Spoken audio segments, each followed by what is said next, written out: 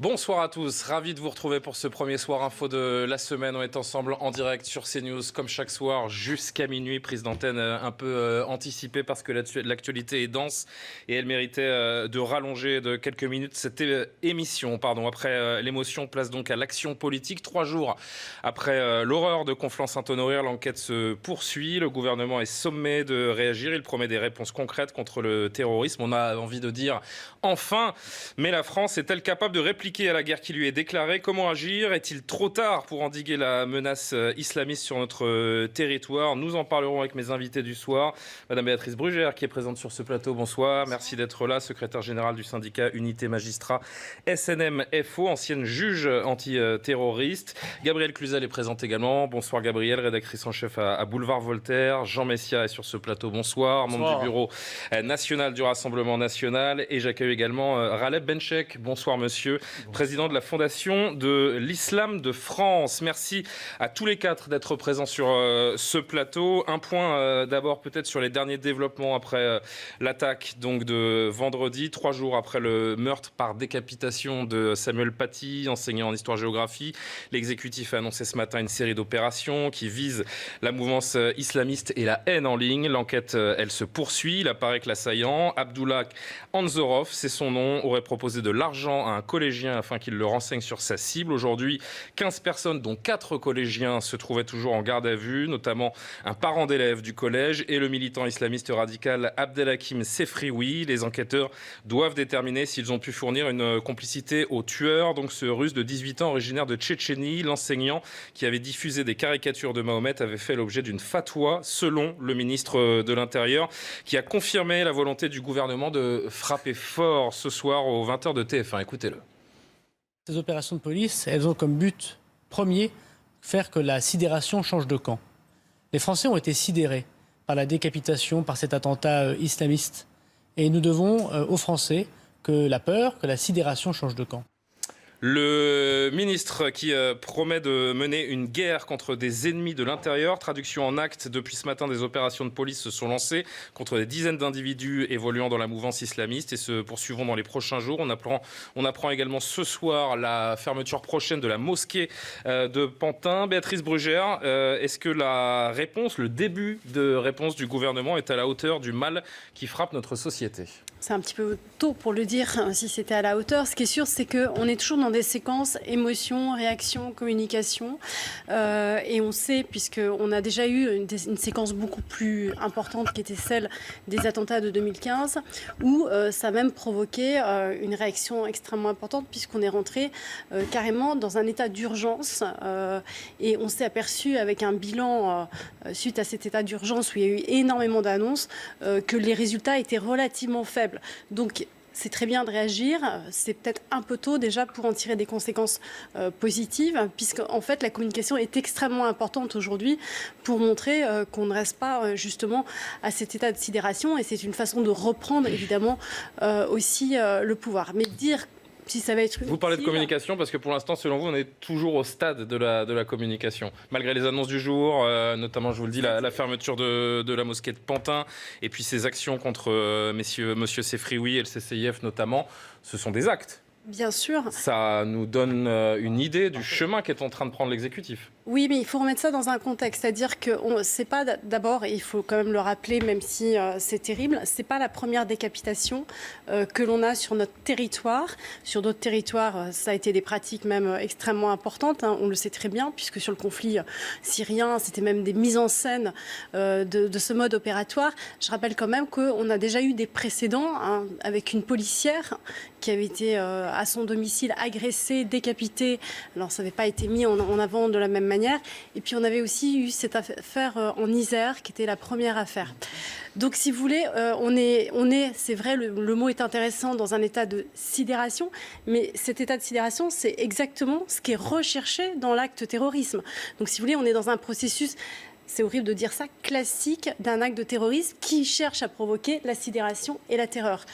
Voilà, donc qu'il y ait une réaction comme ça politique, j'allais dire tant mieux d'ailleurs, hein, il faut une réaction, mais ce qui est intéressant c'est d'analyser la trajectoire et le bilan depuis quelques années sur ce que le politique fait, et on en reparlera peut-être tout à l'heure, par rapport à la lutte contre le terrorisme. On a l'impression tout de même qu'il y a une forme de prise de conscience de la part du gouvernement, de la société d'ailleurs d'une manière générale, des imams de France, pourquoi pas, on en parlera dans quelques minutes. Je voudrais juste qu'on aille, qu'on redécouvre ces témoignages aujourd'hui à Conflans-Sainte-Honorine, puisque la population sur place est toujours dans ce fameux état de sidération. Regardez. C'est notre prof et puis il mérite qu'on lui rende hommage. Et puis j'espère qu'il y aura un hommage national. C'est abominable, c'est inexplicable, c'est incompréhensible. De nos jours, c'est incompréhensible de vivre ça. On n'y croit pas. C'est plus que de l'émotion, oui, c'est de l'émotion, c'est de la colère. C'est pas la France, notre nation, c'est pas ça. Voilà, en France, on fait ce qu'on veut. Voilà, c'est comme ça, c'est ainsi. Jean Messia, peut-on imaginer, avec les annonces du jour et ce qui se profile en termes de mesures, un éveil des consciences de l'ensemble de la société et une action véritable de la part du gouvernement? Moi, je crois que les Français se réveillent enfin, si je puis dire, parce que les attentats du Bataclan, ça a été rappelé, les attentats de 2015, de manière générale, avaient suscité une énorme émotion. Et le gouvernement de l'époque nous avait dit « vous allez voir ce que vous allez voir, on va tout reprendre en main ». Il a déclaré soi-disant la guerre au terrorisme. Le moins qu'on puisse dire, c'est que cette guerre qui a connu plusieurs batailles, ces batailles-là, on ne les a pas gagnées. En tout cas, le gouvernement ne les a pas gagnées. Donc aujourd'hui, si vous voulez, moi j'attends des actes concrets, parce que ça fait quand même beaucoup d'années qu'on entend nos élites trépigner. On apprend la fermeture d'une mosquée ce soir à Pantin. Trépigner. Alors il y en a eu quelques-unes quand même qui ont été fermées, mais sur la masse des 500 et quelques mosquées radicales, on a, je crois, 2,7% de ces mosquées qui ont été fermées ces 5 dernières années. Donc une de plus, vous savez, le symbole ne fait pas une politique. Hein. C'est peut-être symbolique par rapport à ce qui se passe, mais on attend une action beaucoup plus généralisée, beaucoup plus ferme par rapport quand même à quelque chose de monstrueux, qui n'est certes pas la première qui est arrivée, mais enfin là, un enseignant décapité dans la rue, au vu et au su de tous, un enseignant qui enseignait à des élèves, donc qui sont aussi dans un état de sidération en même temps que le reste du pays, on attend autre chose, si vous voulez, que des moulinets. Je pense que, vous savez, la décapitation de Louis XVI avait été un marqueur identitaire extrêmement fort dans l'histoire de notre pays, puisqu'en fait, Louis XVI avait payé sa fuite à Varennes pour rejoindre les ennemis de la Révolution. Aujourd'hui, la décapitation de Samuel Paty est un marqueur identitaire de la France qui découvre que son ennemi n'est pas à l'extérieur, mais qu'il vit à l'intérieur, parmi nous. Voilà. Et donc j'espère, si vous voulez, qu'au moins cette décapitation aura eu un effet salutaire pour qu'enfin les gens ouvrent les yeux, que le pouvoir ouvre les yeux, non seulement qu'il déclare la guerre, mais qu'il ne fasse pas une sorte de guerre. Plus que salutaire, on va préférer peut-être d'électrochocs d'une partie de la société. Non, mais c'est salutaire par rapport à cette menace existentielle qui pèse sur la France. Donc c'est salutaire, il y va du salut de la France, parce qu'il ne faut pas, certes pas stigmatiser, mais enfin il faut quand même prévenir les Français que si jamais il n'y a pas un sursaut, eh bien la France telle que nous la connaissons risque de disparaître. Gabriel Cluzel et Raleb Benchek sur ce sujet. Alors, c'est vrai qu'en effet, on peut dire que le gouvernement ne fait pas rien, mais ce qui est quand même très frappant, c'est qu'on a le sentiment d'avoir déjà vécu cette séquence. Vous avez évoqué des cas que l'on connaît bien, mais au-delà de la décapitation, il y a eu le Moi, je ne suis pas certain qu'on ait déjà vécu cette séquence en termes de fin du déni.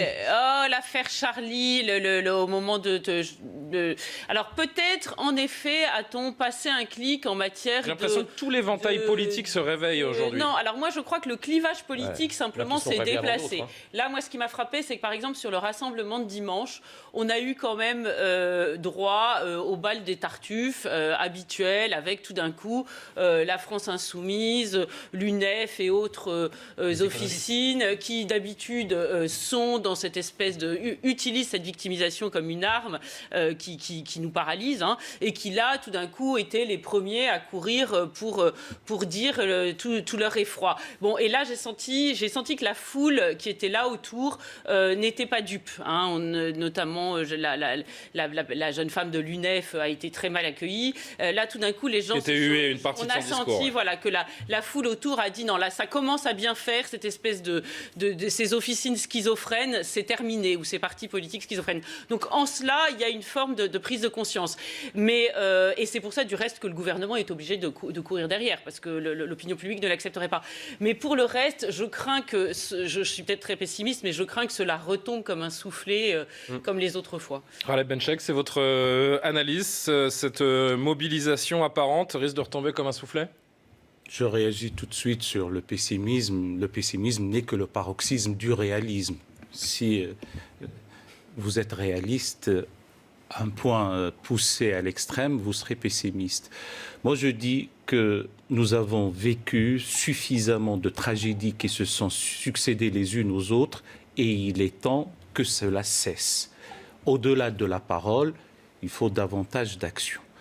On s'est attaqué à l'école, bastion de la République. L'école est au centre, un centre névralgique du devenir des nations, surtout la formation des jeunes gens. En réalité, ce n'est pas la première fois parce qu'on oublie facilement l'école Ozar Torah et l'assassinat de l'enseignant et des élèves. Là aussi, il y avait un électrochoc. On passe par les mêmes épisodes.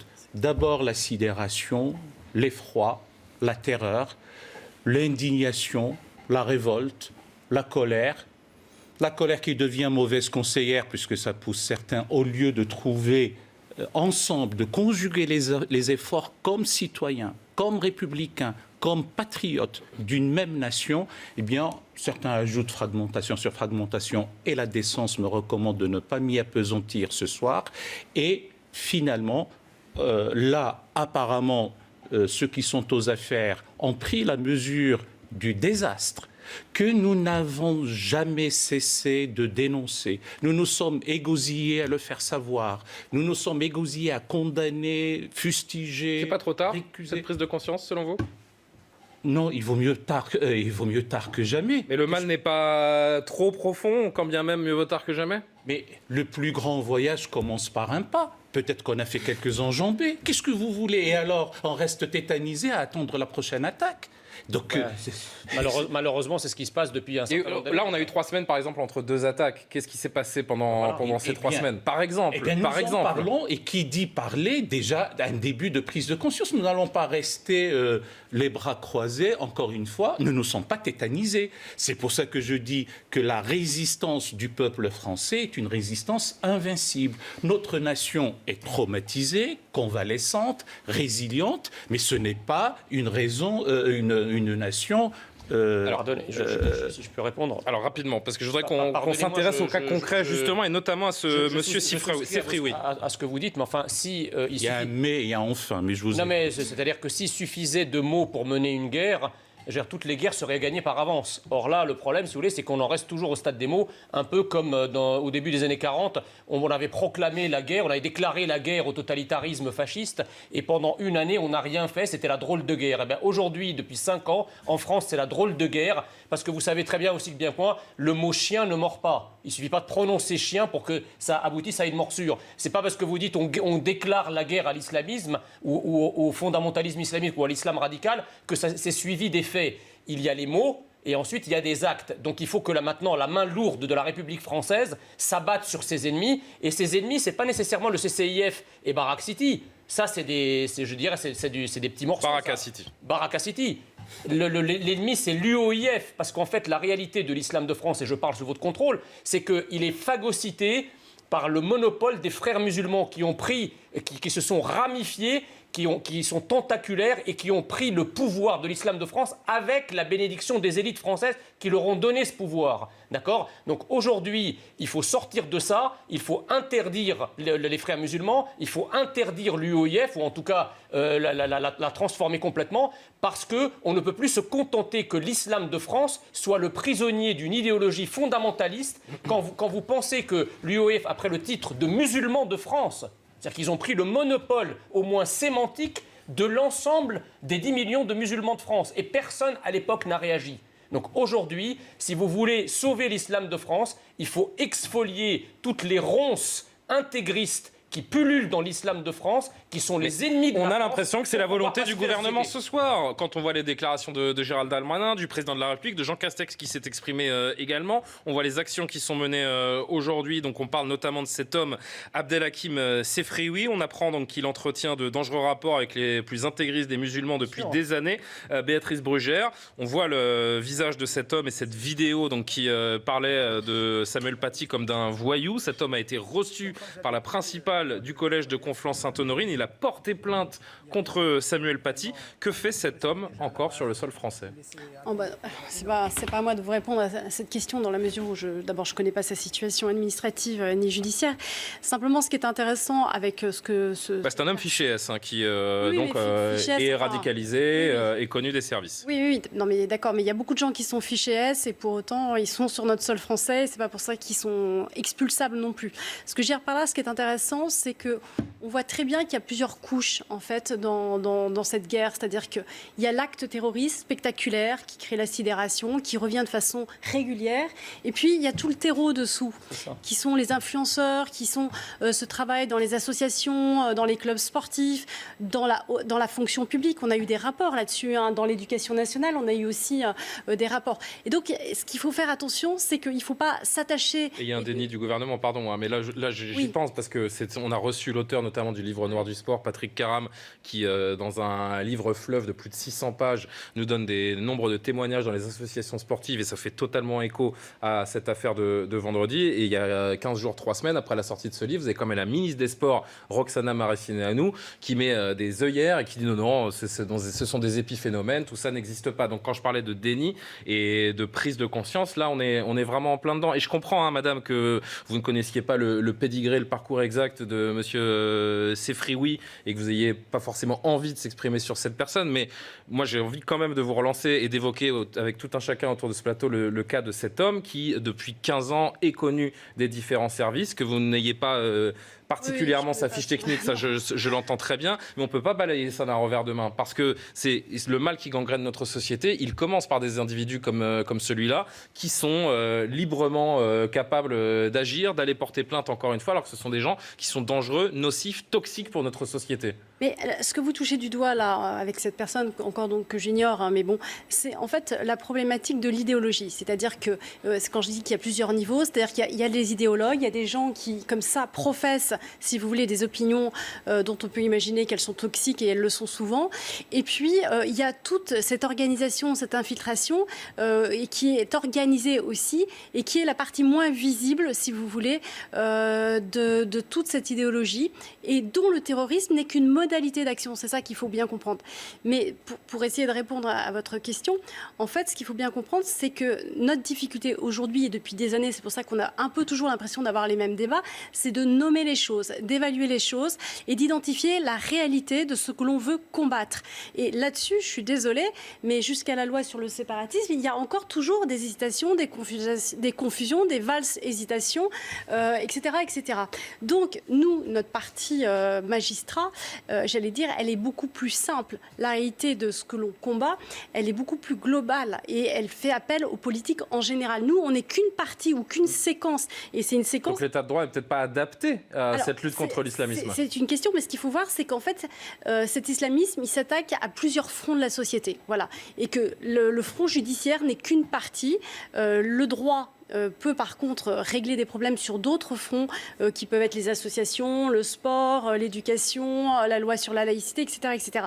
Mais sur l'activité judiciaire elle-même de la lutte contre le terrorisme, on n'est qu'une partie qui est celui de l'acte terroriste.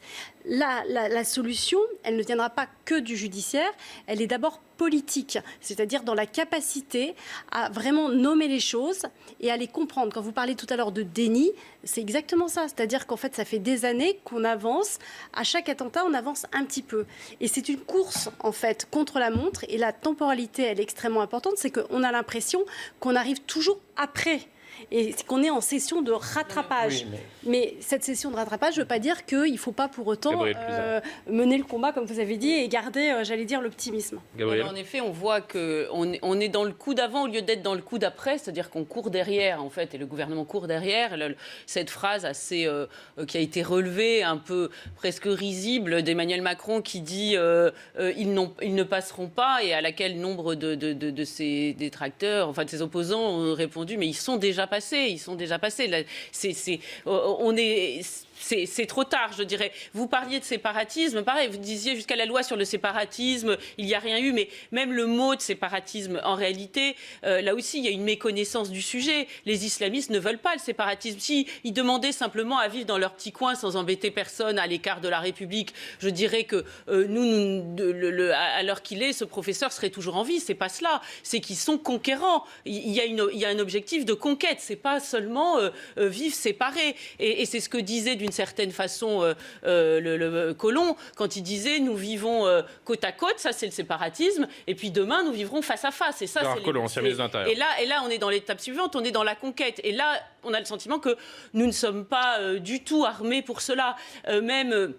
Je lisais un papier sur Gérald Darmanin qui entend, alors il dit on va expulser de 231 fichiers S clandestins, très bien, alors je lis la suite du papier, je me rends compte qu'il y en a tout un tas d'autres qui sont aussi fichiers S et clandestins, mais qui sont pas fichiers S, qui sont pas clandestins, qui sont fichiers S et en situation d'asile, enfin réfugiés. Alors ceux-là, on peut pas les renvoyer chez eux parce que quand même leur pays est extrêmement violent, mais comme la Libye par exemple, mais si leurs pays sont violents, il faut qu'ils se tiennent bien chez nous et nous les garderons chez nous, c'est le bon sens. Mais s'ils apportent la guerre chez nous, il faut qu'ils repartent chez eux, même s'il y a la guerre chez eux. Vous voyez, il y a un moment où il faut quand même avoir une force au gouvernement, une attitude de bon sens qui, de toute évidence, fait défaut. Donc, je crois, moi, tous les témoignages que j'ai de gens autour de moi me disent, mais est-ce qu'il n'est pas déjà trop tard ? C'est terrible, hein. Et c'est la question qu'on se pose tous. Et il me rapporte que tout le monde, je finirai juste par là, mais c'est parce que c'est vrai dans le corps enseignant, mais c'est vrai un peu partout, que tout le monde est dans une forme de loi du silence en France.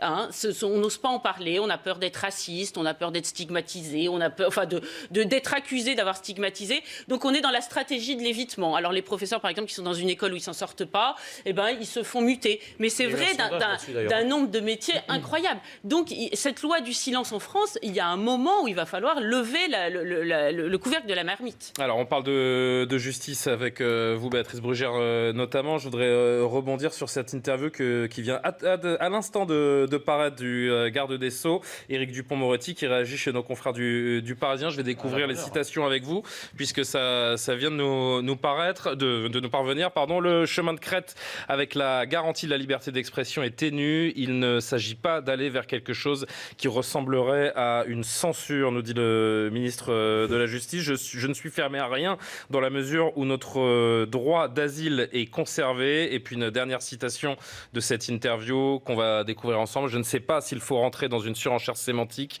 mais la guerre que veut mener le ministre de la Justice s'inscrit dans le droit. Une réaction peut-être à ce que nous dit Éric Dupond-Moretti. Il n'y a pas grand-chose de très concret dans ce que nous dit le ministre là.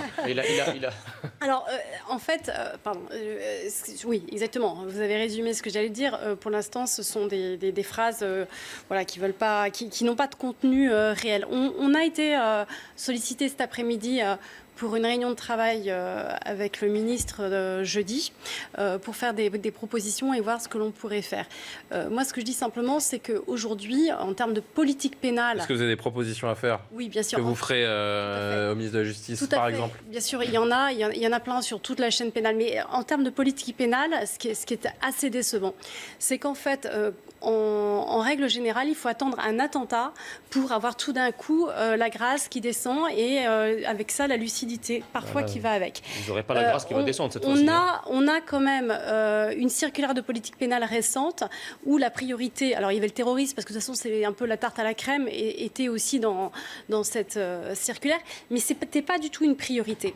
On a quand même des enjeux très importants. Très récemment, pour vous dire, on a le Conseil constitutionnel qui a retoqué la surveillance des délinquants qui sortent de prison, des anciens, des terroristes qui sortent de prison, des radicalisés. On a une urgence, et ça c'est du concret, c'est pas des paroles, c'est-à-dire qu'on va avoir un nombre incroyable de terroristes condamnés qui vont bientôt sortir de prison. Qu'est-ce qu'on fait?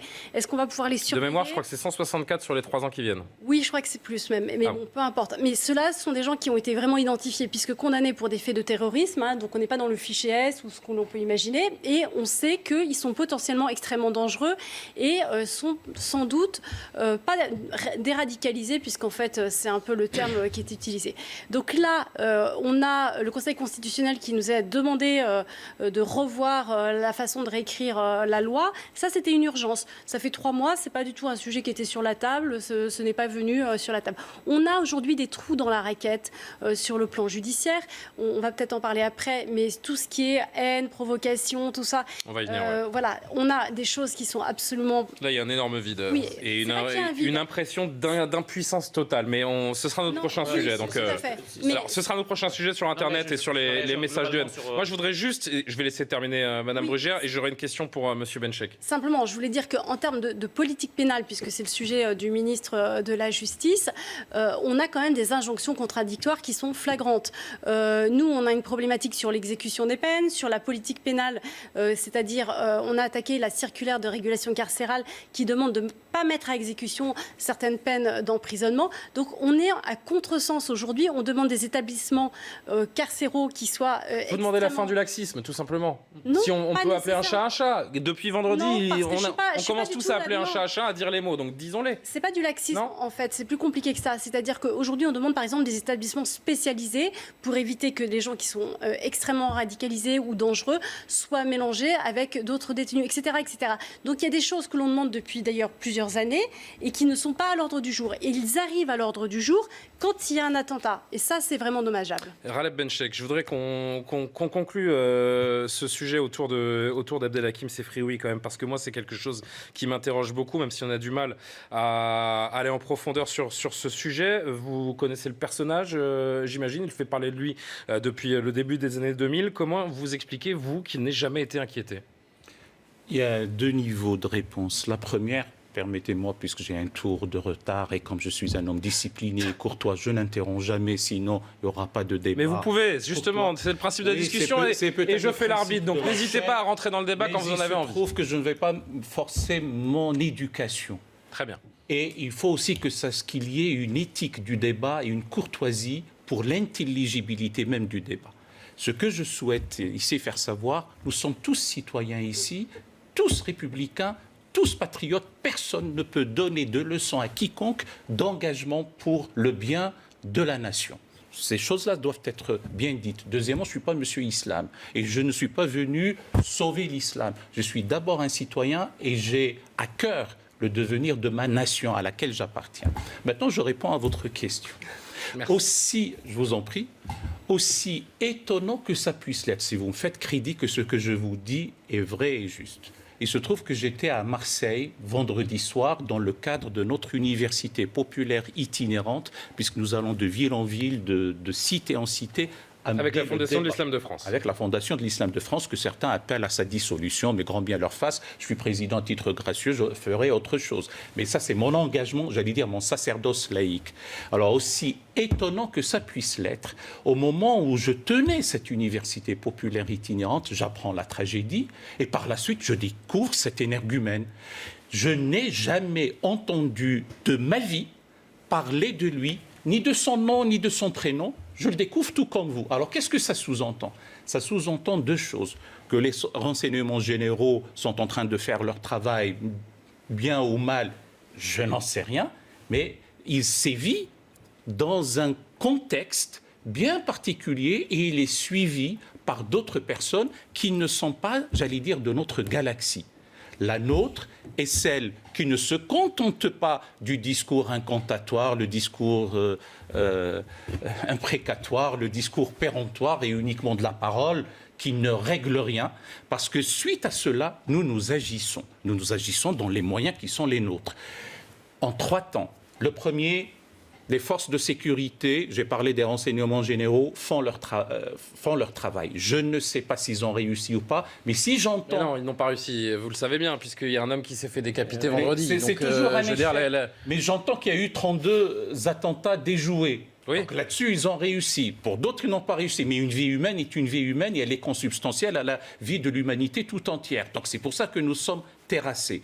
Mais deuxième niveau et troisième niveau, c'est que nous faisons tout en ce qui est dans notre capacité pour expurger de la psyché, de la mentalité, les idéaux d'une doctrine mortifère. Et ce travail est considérable. Alors, conformément à l'idée de Voltaire qui dit que les idées fanatiques sont comme des clous, plus on leur tape dessus, plus ça rentre, eh bien, nous nous ingénions pour trouver des contours, des stratégies de contournement pour faire en sorte que le citoyen français, en l'occurrence de confession islamique, ne soit pas la proie facile à une doctrine mortifère. Alors, je voudrais qu'on conclue sur ce Abdelhakim Sefrioui, puisque Madame Brugère méconnaît un petit peu le dossier, ce que je peux évidemment comprendre, et que Monsieur Benchek l'a découvert vendredi. Regardez son portrait et on en reparle quelques minutes juste après.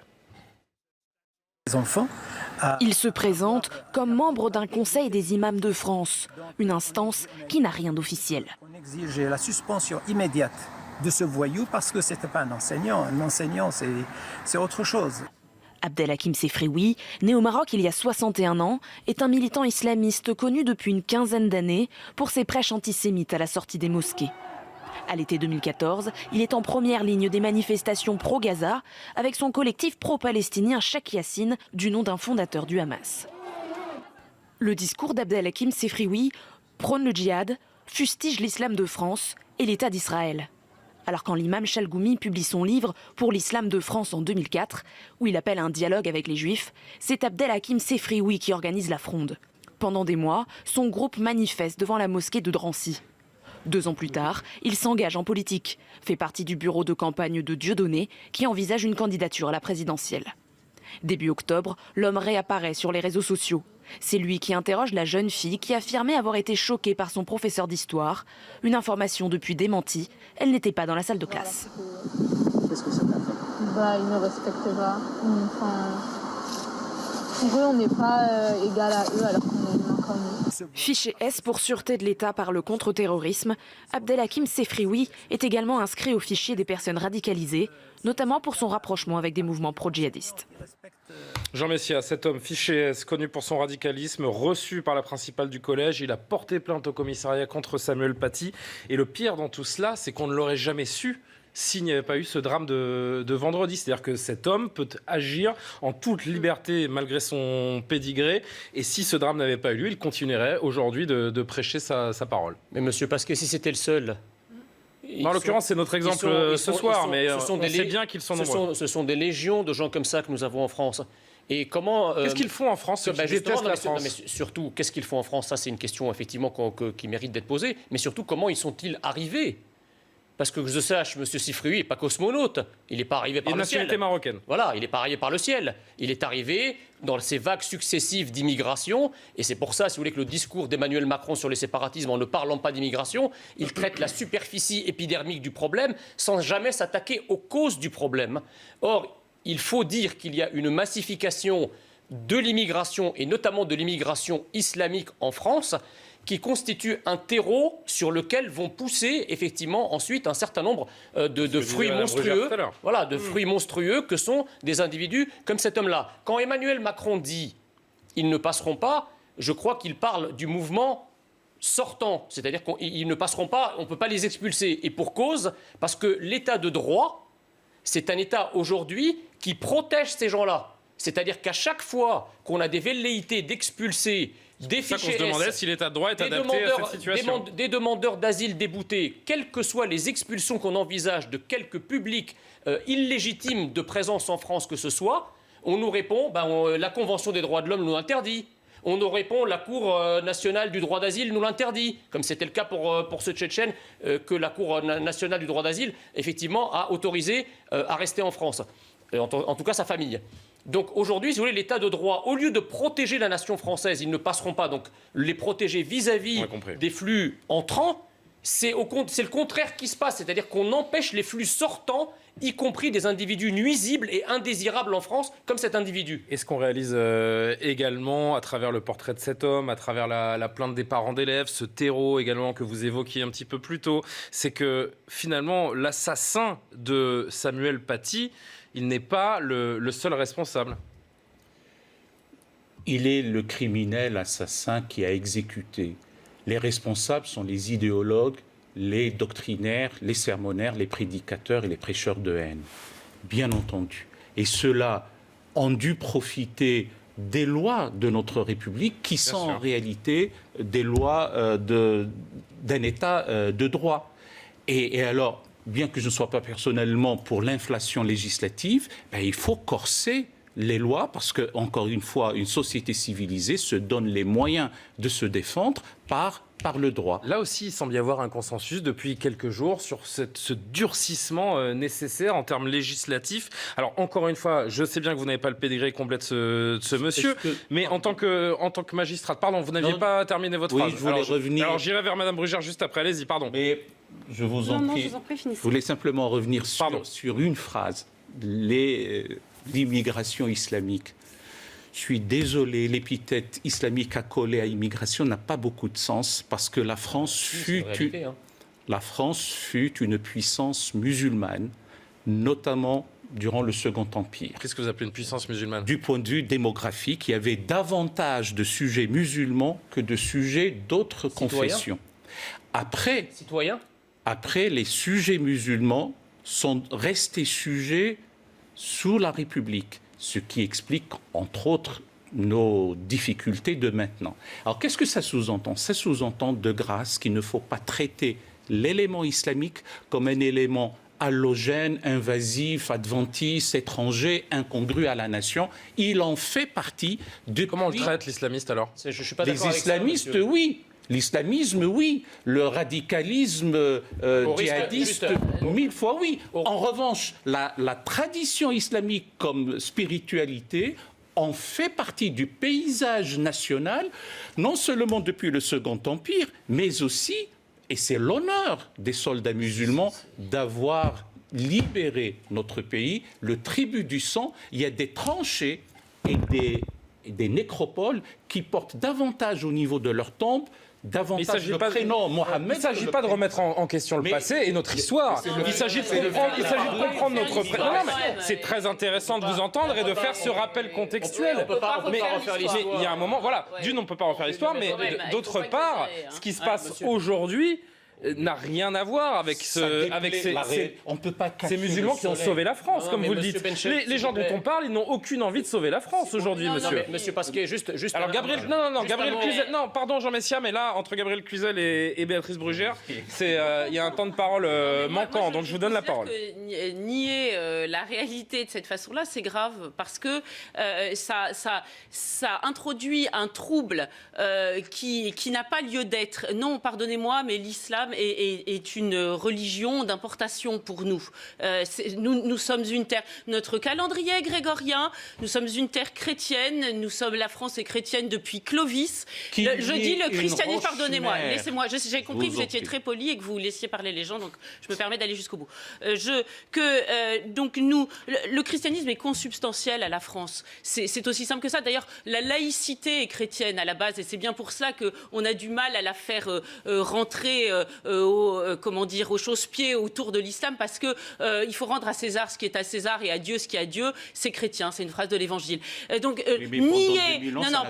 nier, moi j'irai pas en Arabie Saoudite refaire l'histoire. Vous voyez, il y a des terres musulmanes, elles sont musulmanes. La France est une terre chrétienne. Il y a des calvaires à tous les coins de route. Il y a des noms de saints. Je ne saurais pas vous donner le nombre exact, mais qui sont les noms de nos villages. Nous sommes une terre chrétienne, et si nous commençons à nier cette réalité, là, nous n'allons pas du tout être d'accord. Et je pense que c'est excessivement mauvais, parce que ça donne le sentiment à un certain nombre d'islamistes que finalement, c'est à eux cette terre-là. Pourquoi se gêner? Je vais juste apporter une petite précision. Vraiment très vite, et je voudrais poser ma question à Béatrice Brugère. Pour aller dans le sens, effectivement, de Madame Cluzel. Effectivement, la France a des racines chrétiennes. Alors, je vais vous poser une question. La France a été en Algérie, au Maroc, en Tunisie, dans un certain nombre de pays d'Afrique. L'Algérie a été colonisée pendant 130 ans par la France. D'accord ? Est-ce qu'on peut aujourd'hui dire que l'Algérie est une terre chrétienne ? Est-ce que vous acceptez que la France, qui a laissé des traces partout, vous dites que ces pays qui sont aujourd'hui des pays musulmans ou arabo-musulmans endossent une partie de l'héritage chrétien. Eux-mêmes ne le voudraient pas. Donc n'allez pas imposer à la France ce que vous n'imposerez pas à l'étranger. Alors on va laisser répondre M. Benchek avant de répondre à sa place, peut-être, M. Messia. Les choses s'emballent vite et on est dans l'émotionnel au lieu de laisser place à un peu de raison et de regarder les choses objectivement. Personne au monde de sensé ne nie la roche-mère qui est chrétienne.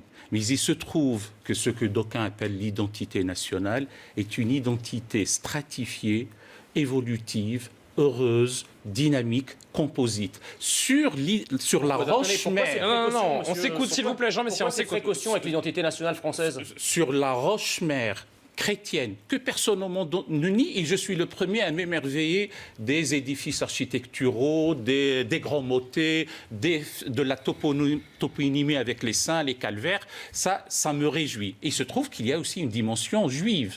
Il y a aussi, on n'a qu'à voir la toponymie aussi des lieux. Et plus récemment, et notamment depuis la fin du 19e siècle et tout au long du 20e siècle, il y a une composante islamique inhérente à la nation. Il faut en parler calmement et sereinement. Et ensemble, nous allons œuvrer inlassablement pour qu'on puisse se débarrasser une bonne fois pour toutes. J'ose juste imaginer que cette composante... Gabriel. La composante chrétienne est une composante comme toutes les autres.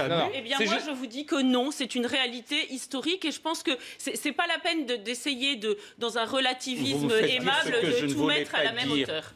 Bon, vous faites dire ce que je n'ai pas dit. Et puis, de toute façon, nous sommes dans une société maintenant sécularisée et les lois de notre pays, qui sont des lois laïques, permettent à quiconque qui croit ou qui ne croit pas ou qui veut changer de croyance de vivre dans sa dignité. Quel que soit ce contexte que vous décrivez, Monsieur Benchek, j'ai l'impression que cet islam originel qui est là depuis des centaines d'années en France, comme vous me le... 200 ans, on va dire. Un peu moins. Bon, environ, dites-moi, puisque comme ça. J'ai parlé du Second Empire. Voilà, Second Empire, donc 150 ans, on va dire, environ en France. Cet islam-là n'est pas celui que l'on vit aujourd'hui et que l'islamisme qu'il est devenu, ce radicalisme qu'il est devenu, n'est pas cet islam originel dont vous parlez. Donc ce sont deux choses différentes. Et il y a une autre forme de l'islam qui est venue se créer et s'implanter dans cette société qu'il faut absolument combattre et dont il faut se doter des armes pour le faire. Et c'est pour ça que j'essaie de rebondir tant que je peux sur cette question que je voulais poser il y a 10 minutes à Béatrice Brugère concernant, et on va refermer le chapitre C'est Free Oui, mais moi j'aimerais comprendre au vu des informations dont on dispose et avec votre connaissance évidemment de la justice, qu'est-ce qu'on peut faire légalement d'un homme comme lui?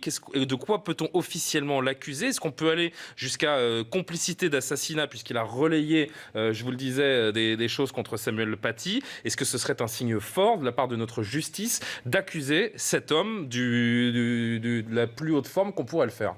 Alors, vous avez attendu 10 minutes pour me poser la question et je suis désolée de vous décevoir car vous n'aurez sans doute pas la réponse. Non, ce que je veux dire, c'est que... vous comprenez ce que je veux dire? Est-ce qu'on peut légalement avoir un acte fort contre ces gens qui sont toxiques pour notre société? Ça ne marche pas comme ça. C'est-à-dire que là, l'enquête va déterminer si on est quand même dans des procédures extrêmement précises, avec des enjeux criminels extrêmement hauts. On ne peut pas comme ça, dans un débat, dire est-ce qu'il peut être inculpé ou mis en examen pour complicité. Je n'en sais rien. Je ne connais pas du tout ce dossier. Et en l'état, je me garderais bien de dire ça. Non, mais par contre, votre question, elle est intéressante parce qu'elle pose la question, c'est ce que vous disiez tout à l'heure, des leaders, des prêcheurs de haine. Et là, on a quand même un arsenal juridique qui est existant. Je veux dire, c'est-à-dire que tout à l'heure, j'entendais dans le reportage qu'il était... Pardon de vous couper, mais cet arsenal, moi, je veux bien en entendre parler. Mais si Samuel Paty n'est pas décapité vendredi, Monsieur C'est Free Oui continue de prêcher sa haine aujourd'hui tout à fait fait librement. Donc je veux bien que vous ayez des dispositifs, mais je vous réponds, il y a des délits aujourd'hui contre justement l'antisémitisme, puisque j'ai entendu qu'il était antisémite dans le reportage ou des choses comme ça. Donc si les faits sont qualifiables comme ça, on peut déjà lui reprocher ça. Dans l'enquête en cours, je peux rien vous dire. Je ne l'ai pas, je ne la suis pas. Je me garderai bien de... Est-ce qu'au moins on a l'arsenal législatif suffisant si on a besoin de mettre cet homme hors d'état de nuire, à savoir l'expulser de France ou l'accuser de complicité d'assassinat? Est-ce que nos lois et le contexte légal français nous le permettent? Si on peut qualifier matériellement, avec des actes positifs, la complicité, c'est-à-dire s'il a donné des instructions, s'il a participé, parce qu'on a aussi l'association de malfaiteurs, etc., il pourra en effet être mis en cause. Mais à ce stade de l'enquête, je ne connais pas... Alors Jean Messia, je vais vous donner la parole tout de suite, je voudrais juste... Oui, bien sûr que c'est possible, et on le fait tout le temps. L'association de malfaiteurs est une infraction qui permet, j'allais dire, d'embrasser large, ce que les avocats souvent, d'ailleurs, nous reprochent. Faut-il encore qu'il y ait des faits matériels et qu'on puisse faire cette enquête? Il y a au moins cette fameuse vidéo qui est connue de tous. Et il a porté plainte. Alors, je vous donne la parole tout de suite. Je dois juste alimenter notre débat avec une réflexion d'Éric Zemmour tout à l'heure sur notre plateau par rapport justement aux responsabilités dans cette affaire. Écoutez-le. Personne n'est responsable et tout le monde est responsable. Vous voyez, évidemment, le seul coupable, c'est le Tchétchène, l'assassin. Mais tous les autres sont responsables. Le père de famille le responsable de Cheikh Yassine qui est venu aussi, et le CCIF, et l'administration qui s'est lavé les mains. Et enfin, vous voyez, tout le monde est responsable. C'est très compliqué pour nous parce que nous raisonnons toujours sur des individus. Et voilà, vous m'avez demandé qui sont responsables, les individus, la famille. Mais il y a des phénomènes historiques qui dépassent les individus. Nous sommes aujourd'hui dans une situation historique où l'islam est une force politique. C'est-à-dire que ça dépasse les gens. Vous voyez, c'est pas du tout chaque musulman est un terroriste, chaque musulman est un islamiste, tout ça. C'est idiot. Moi, je sais parce qu'on essaie toujours de m'enfermer là-dedans. Mais c'est pas ça le problème. Le problème, c'est qu'on a du mal à comprendre ce que comprenait très bien Max Weber, c'est-à-dire qu'il y a des phénomènes historico-politiques qui ont une force qui va. Voyez. Jean Messia, qui voulait réagir. Pour rebondir sur ce que vous disiez, effectivement, le problème, c'est pas le cadre légal. En réalité, les lois existent. C'est plutôt un armement idéologique de notre pays. C'est-à-dire que vous avez des responsables qui, effectivement, quand bien même ils seraient en capacité de qualifier les faits, qu'ils ne le feraient pas.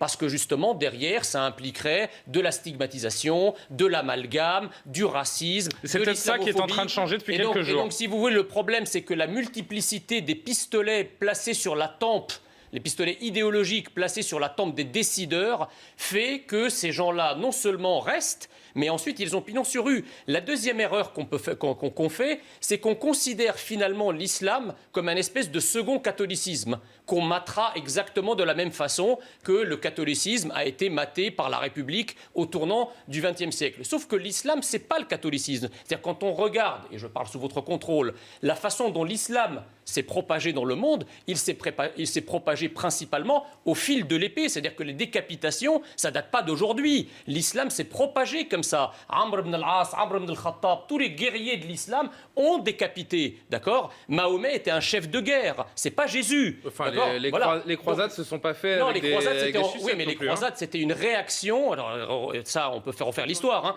mais les croisades. Vous faites de l'histoire, donc je vous écoute. Les croisades étaient une réaction justement aux pèlerins chrétiens qui étaient attaqués sur le chemin de Jérusalem. Et donc les rois de l'époque ont décidé de les protéger en les accompagnant en quelque sorte sur la route. Donc aujourd'hui, en France, l'islam et l'islamisme, parce qu'en fait, l'islamisme n'est qu'une exacerbation de l'islam. Mais les textes, d'ailleurs, vous savez très bien que Al-Azhar, la plus haute instance sunnite, n'a jamais excommunié les djihadistes de Daesh, parce qu'ils considèrent qu'effectivement, il reste des musulmans par rapport à la constitution politico-religieuse qu'est l'islam. L'islam est une horizontalité, et ça percute les lois de la République. C'est une verticalité qui, là, peut être acceptée, mais à la condition que les musulmans ne considèrent leur religion que comme une religion, et pas comme de la politique. C'est important de répondre. Oui, bien entendu. L'islam en soi est-il politique? Puisque c'est le fond de cette question, des interrogations de chacun sur cette religion. L'islam en soi, je ne parle pas d'islamisme. L'islam en soi, la religion musulmane, est-elle politique en soi? Vous savez, je suis mitridatisé, immunisé contre ce type de propos. et c'est le respect que j'ai pour votre antenne qui me pousse à ne pas dire que ce sont des logorées dégénérés et des inepties. Parce qu'on présente en une phrase quelque chose qui relève d'une connaissance fine. Alors le fait de dire, je ne m'attarde même pas sur le fait, ça s'est propagé au fil de l'épée, ils ont décapité, on confond le comportement des hommes qui ont voulu être des monarques avec leur faiblesse d'homme, avec une spiritualité. Et en plus, ce n'est pas aussi vrai que ça, parce que dans l'Afrique subsaharienne, en Indonésie et ailleurs, ça ne s'est pas fait comme ça. Et j'ajoute en plus... Et j'ajoute, et à supposer par extraordinaire et par impossible que ce fût le cas, comment expliquer qu'en l'espace de 10 ans, les deux grandes puissances de l'époque, les Byzantins à l'ouest et les Sassanides à l'est, ont été mis à genoux comme ça, avec une armée qui n'aurait pas une soldatesque aguerrie. Donc il faut à un moment donné trouver la cohérence dans les propos, et quand il s'agit d'un Marc-Antoine ou toute autre tête couronnée de laurier, ça rentre dans les encyclopédies de prestige de l'histoire. À un moment donné, il faut avoir une vision plutôt sereine et intelligente du fait historique. Maintenant, est-ce que l'islam est politique? Est politique? Aucune religion. Alors, je vais même préciser ma question, puisqu'on va essayer de nommer les choses encore une fois et de rendre ça le plus compréhensible possible. Est-ce que l'islam est plus politique que les deux autres religions monothéistes? Dans le cadre de la famille judéo-islamo-chrétienne, la famille abrahamique, aucune religion au monde, sauf peut-être le judaïsme avec Dina di Malchuta Dina, c'est-à-dire la loi du royaume et la loi, n'a renoncé ou ne renonce au pouvoir temporel motu proprio. Un beau jour, nous avions un synode et puis on a décidé de lâcher les affaires de la cité. Ça ne s'est pas passé comme ça, et le denier de César n'a jamais été brandi pendant 20 siècles. Au contraire, ça ne nous avait pas prémunis ni de la cité de Dieu, ni de la doctrine des deux glaives, ni de la querelle des investitures, ni de Bossuet, l'aigle de Meaux, ni de Bourdaloue, ni des encycliques Conta Cura, Mirarivos, ni l'encyclique Vehementor Nos. Non, mais on peut dire toutes les encycliques. L'enseignement principal. Alors, où est né l'islam politique? Alors, où est né l'islam politique? Si vous me laissez une demi-minute. Elle est à vous. Merci. Il se trouve que la tradition religieuse islamique, après avoir connu un apogée civilisationnel qui a culminé peut-être avec Soleiman le Magnifique, auquel François Ier était heureux de faire des affaires avec lui, a connu une régression terrible, tragique, dont nous payons jusqu'à présent les méfaits. Entre-temps, eh bien, la séquence moment Descartes, moment Freud a eu lieu en contexte européen, et il se trouve que nos compatriotes catholiques, cette fois-ci, avaient fait un travail considérable, mais c'est sous le coup de butoir, j'allais dire, du politique aussi, et grâce à un travail considérable des théologiens comme Karl Rahner, Yves Congar, Paul Tillich, Gustav Thies, Urs van Balthasar, etc. On a découvert d'ailleurs le denier de César, dont nous n'avons même pas besoin, puisque la séparation des deux ordres n'a même pas besoin d'être adossée à un principe religieux, ce qui est curieux quand on se prévaut de la laïcité. Et ce qui a été fait... Et ce qui a été fait dans le cadre de la religion chrétienne dans sa version catholique peut et doit être fait dans la tradition religieuse, rien théologiquement. Si vous entendez, l'islam a du retard par rapport notamment au catholicisme en termes de dépolitisation. Ça peut se faire. Gabriel Cluzel. Le principe du christianisme, c'est que notre royaume n'est pas de ce monde. Donc c'est la base d'une religion qui n'est pas politique et qui sépare le temporel. Je ne l'ai pas lu chez l'aigle de Meaux, Bossuet. Voilà, très bien. Je ne l'ai pas lu chez... S'il vous plaît, Gabriel. Chez Fénélon de Cambrai. Ce discours consistant à dire que finalement l'islam c'est un peu un catholicisme qui n'aurait pas fait son aggiornamento, il faut un islam des Lumières, etc. Pas dit ça. Pour moi, non mais quand les catholiques le disent par exemple, eh bien je pense que c'est une erreur, c'est même une forme d'ethnocentrisme, je ne sais pas comment dire ça, mais c'est-à-dire que c'est plaquer notre propre prisme sur un prisme qui est totalement différent. C'est ne pas comprendre qu'une religion est tout à fait différentes. C'est pas un catholicisme qui est un peu plus impétueux parce qu'il est un peu plus jeune. Moi, ce que je veux dire, le fond du fond, une fois qu'on a tout dit, que se passe-t-il aujourd'hui en France? C'est qu'il y a en effet un mouvement de fond, en cela on peut donner raison à Éric Zemmour, contre lequel les Français se sentent impuissants. Et moi, tous les jours, il y a des gens qui me disent, tu vois, je commence à avoir peur, j'ai peur que ça finisse comme au Liban, comme au Kosovo, comme dans les pays dans les pays d'Orient où les chrétiens autrefois avaient leur place et ils ont dû partir. Voilà la vraie réalité. Et quand vous me dites, monsieur, très aimablement avec votre ton érudit, mais non, la France n'est pas une terre chrétienne, et ben vous voyez, ça m'effraie. Non, vous la mettez. Vous me faites dire quelque chose que alors je j'ai n'ai mal jamais compris, mais vous mettez à égalité. Moi, je me souviens qu'il a dit que le christianisme est très dans la roche, la roche mère. Voilà. Dans un deuxième temps. Donc il l'a dit. Parce que monsieur m'a dit que je voudrais qu'on avance. Alors vraiment, c'est passionnant. Monsieur Benchek, c'est passionnant toutes ces considérations historiques et cette contextualisation parce que ça nous nourrit déjà intellectuellement. Parce qu'on me parle des choses qui n'ont rien à voir. Et je vous ai posé la question. D'où vient l'islam politique. Donc c'est très intéressant et ça nous nourrit également intellectuellement. Mais je voudrais qu'on revienne en 2020, que l'on parle des mesures concrètes qui vont être faites pour lutter contre cette radicalisation d'une partie de notre société. Marine Le Pen, la présidente du Rassemblement national, qui a fait une déclaration devant la presse à siège de son parti aujourd'hui. Selon elle, il faut que le pays se réarme face à l'islamisme. Elle fait également des propositions pour éradiquer ce mal. Écoutez-la. Puisque le terrorisme est un acte de guerre, il exige une législation de guerre. Cette législation d'exception sera conforme à l'état de droit. Elle sera dirigée contre les terroristes. Procédures policières et judiciaires spécifiques, possibilité de surveillance étendue, régime carcéral spécifique. L'État, par l'action de toutes ses administrations, doit être le garant des valeurs républicaines. La citoyenneté française devrait être restaurée avec une réforme du Code de la nationalité et la mise en œuvre de déchéances effectives de nationalité, la révision des conditions d'expulsion et le contrôle systématique des dérives sectaires.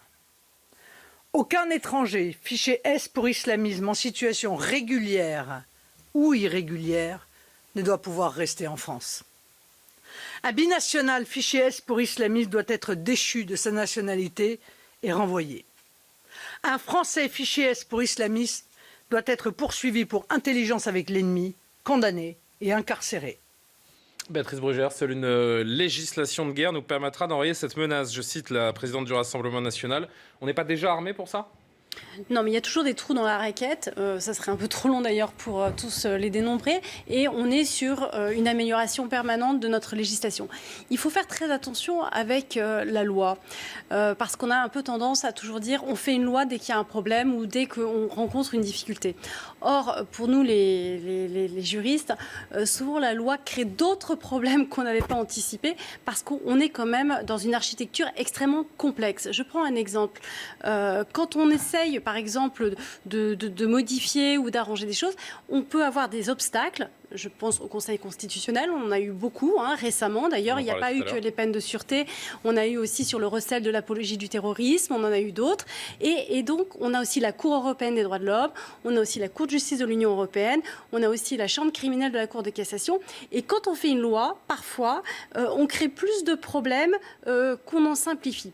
Donc, en fait, ce qu'il faudrait surtout, à mon avis, c'est faire un état des lieux de ce qui marche et de ce qui ne marche pas. C'est-à-dire qu'au lieu d'être toujours dans la surabondance législative, dès qu'il y a un attentat, dès qu'il y a quelque chose, en disant « oulala, vite, on va faire une loi », etc. Il faudrait déjà vraiment faire ce travail, qui est un travail compliqué, je vous assure, qui n'est pas un travail politique, mais qui est déjà un travail compliqué, de voir qu'est-ce qu'on peut améliorer et qu'est-ce qui fait blocage. Parce qu'en fait, depuis le début de l'émission, outre la parenthèse historique qu'on a eue sur les religions, on a quand même pointé d'entrée de jeu des choses qui peuvent être des obstacles et qui peuvent neutraliser aussi l'action de la justice. Il y en a beaucoup, il y en a dans l'exécution des peines, il y en a dans le renseignement, il y en a dans la poursuite des infractions, etc., etc. Donc tout ce travail, si vous voulez, d'évaluation de notre corpus juridique, qui est extrêmement important, on a un corpus juridique déjà extrêmement fourni, doit être regardé de façon attentive, parce que c'est vraiment, à mon avis, un défaut majeur de vouloir à chaque fois refaire une loi sans évaluer déjà ce qui ne fonctionne pas ou ce qui pourrait, j'allais dire, encore plus bloquer bloqué. Et on l'a vu parce que souvent on a des propositions de loi comme ça suite à des attentats et puis en fait, elle ne perdure pas. Ce travail législatif, c'est un travail en profondeur et moi, je regrette que souvent, il n'est pas fait à la hauteur des enjeux parce que les enjeux, ils sont quand même extrêmement importants. On a quand même 3 à 4 choses qui sont on se demande même, on a un tel enjeu, pardon madame, mais on a un tel enjeu qu'on se demande si même des lois peuvent changer quoi que ce soit. Est-ce qu'on fait la guerre à une idéologie avec des lois ? Déjà, il faut identifier quelles sont les nouveautés, quels sont les problèmes actuels. Il faut déjà faire un bilan, si vous voulez, de la situation de la menace terroriste. Le bilan, on pourrait déjà pointer 4 choses. On a aujourd'hui une quantité importante de gens qui sont radicalisés et qui sont repérés dans des fichiers, une quantité importante de gens qui sont condamnés et qui sont dans nos prisons, et une quantité importante de gens qui sont radicalisés. Ça, c'est déjà la première chose. Et ces chiffres ne font qu'augmenter. Et ces gens-là qui sont identifiés, qui sont dehors, qu'est-ce qu'on en fait ? Justement, c'est ce que je suis en train de vous dire. C'est-à-dire que déjà, il y a cette problématique. Et ça, c'est pas qu'une problématique législative, c'est une problématique de quantité. Ça veut dire qu'à un moment donné, il faut se poser la question de savoir si notre système freine, réfrène, neutralise, puisqu'en fait, si on regarde la trajectoire, ça ne fait qu'augmenter, premièrement. Donc la réponse est non. La réponse est dans la question, hein, Madame Rugère. Vous me posez la question, je vous réponds. Oui. Deuxième problème qui est nouveau aujourd'hui, c'est qu'on a des territoires maintenant, des parties des territoires sur lesquels on n'arrive pas à faire, si vous voulez, respecter la loi. C'est quand même un deuxième... Donc avant une partition de territoire comme l'annonçait François Hollande, d'une certaine En tout cas, il y a des territoires sur lesquels, on le sait, on a des difficultés. On le sait avec les interventions de policiers, de pompiers, mais y compris des territoires mentaux, des territoires numériques, des territoires comme les écoles, hein, c'est aussi des petits territoires, etc. On a un troisième problème, c'est qu'on assiste à une hybridation des profils. Donc les choses ne sont pas si simples. C'est-à-dire qu'on a aussi des passerelles avec la criminalité de haut niveau, etc., etc. Et on a aussi de plus en plus de jeunes qui sont séduits par le terrorisme, très très jeunes. Quatrièmement, de plus en plus jeunes. Et c'est peut-être la leçon du dernier attentat, et ça c'est tout nouveau, c'est qu'on s'aperçoit avec ce qui s'est passé sur cette décapitation d'un professeur, et l'enquête le démontrera peut-être, c'est pour ça qu'il ne faut pas trop se précipiter, c'est qu'on a une partie de la population qui adhère à ce qui s'est passé. Et ça, c'est très important. Pourquoi ? Parce qu'en fait, les actes terroristes perdurent dans le temps quand vous commencez à avoir une adhésion de la population. Et ça, c'est un phénomène qui est plutôt récent et dont il faut s'alarmer. C'est pour ça que je dis... Ce sera notre dernière partie dans 5 minutes, mais oui, vous avez raison.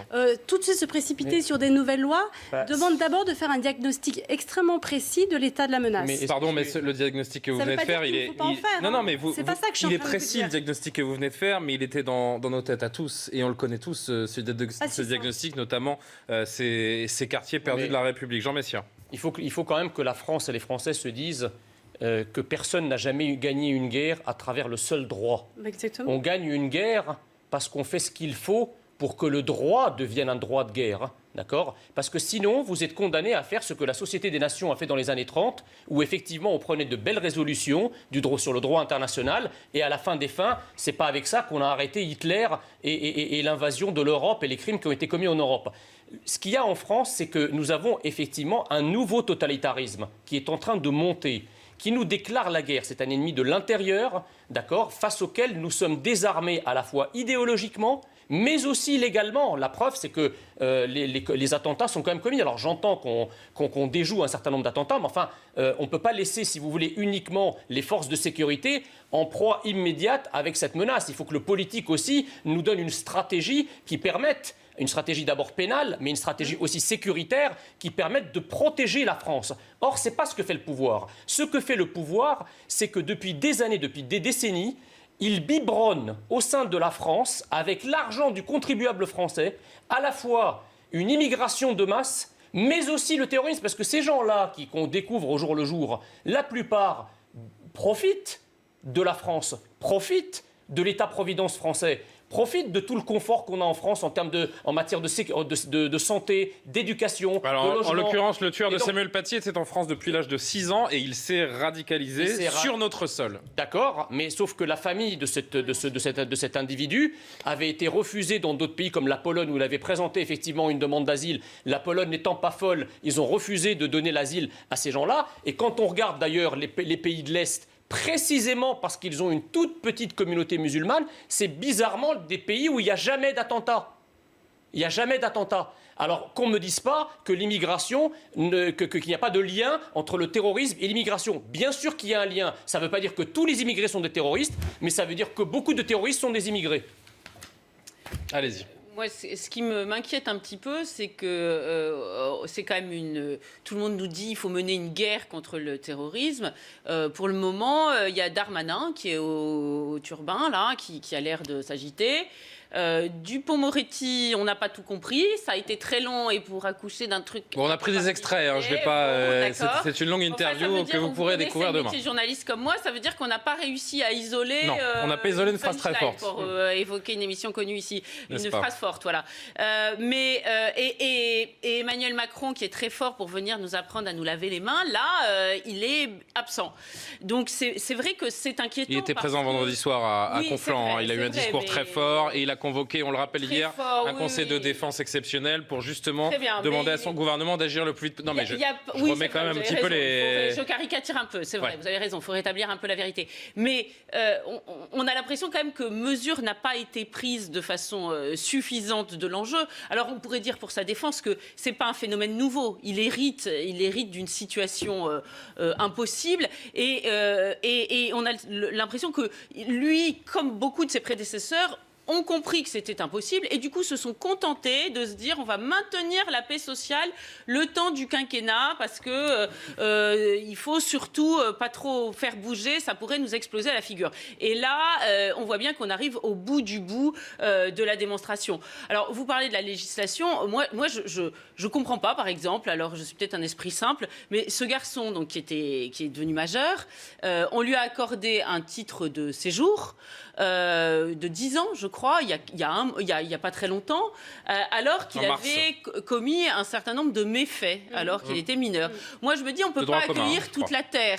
Donc, ça me paraît curieux qu'on choisisse d'accueillir pendant 10 ans des individus qui nous ont montré qu'ils n'avaient pas eu un comportement irréprochable chez nous.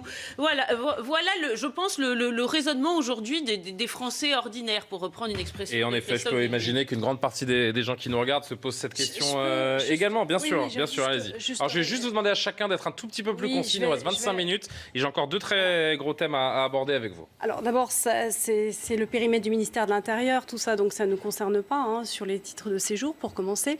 Et deuxièmement, il faut quand même pas oublier, parce que l'émission, elle est très politique. Moi, je suis magistrat, je suis pas politique, je vous le dis très franchement. Il faut quand même pas oublier que les lois sont votées par les gouvernements et que nous, les magistrats, nous appliquons les lois. On a un système judiciaire qu'il faut quand même, je crois que c'est pas une nouveauté, bien comprendre, qui est compliqué, mais aussi qui est dans une impasse sur le plan des moyens, sur le plan de la complexité de la procédure, etc., etc. Et c'est pour ça qu'on demande des réformes. Mais encore une fois, la réponse, elle est d'abord politique avant d'être judiciaire ou d'être juridique. C'est-à-dire que c'est bien les députés qui votent les lois, c'est bien le gouvernement qui propose les lois. Et nous, on les applique plus ou moins bien. Alors on peut nous critiquer en disant qu'on les applique mal ou avec laxisme, on a l'habitude de se procéder en laxisme. Mais je veux dire, il faut quand même rendre à César... On voit un petit peu trop de rappel à la loi. C'est un petit peu le sujet des derniers mois. Oui, mais là, j'extrapole. Justement, vous avez raison de dire ça. Attention aussi, la politique pénale et le ministre de la Justice la revendique, sa politique pénale. Nous, on est pour plus d'indépendance, mais bon, elle est faite par un membre du gouvernement. Elle est faite par un membre du gouvernement. Il n'y a pas un membre du gouvernement derrière chaque juge qui donne un rappel à la loi. Pardon, je ne suis pas spécialiste, mais c'est pour ça que je vous pose la question. Mais j'imagine pas qu'il y a un membre du gouvernement derrière chaque juge devant un délinquant. Non, mais bien sûr, on a aussi une marge de manœuvre. Mais si vous voulez, on a quand même des orientations de politique pénale qui font partie, si vous voulez, de la fonction du ministre. Et donc, si on a un ministre qui veut mettre, j'allais dire, une politique pénale extrêmement ferme, il peut aussi faire une politique pénale extrêmement ferme. Et inversement. Et c'est la même chose pour les lois. Alors, ça ne veut pas dire qu'on n'a pas notre part de responsabilité. On a sans doute notre part de responsabilité.